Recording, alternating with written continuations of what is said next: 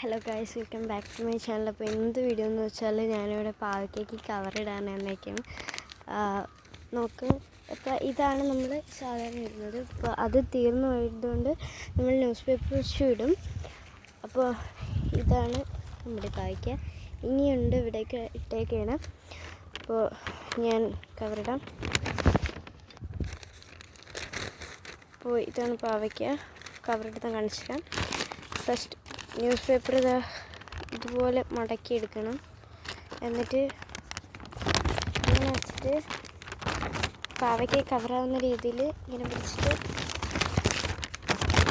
ഇതുപോലെ മടക്കി കൊടുക്കാം. ഇതേപോലെ. എന്നിട്ട് നമുക്ക് സ്റ്റാപ്ലർ എടുക്കാം. ഇത് വന്നിട്ട്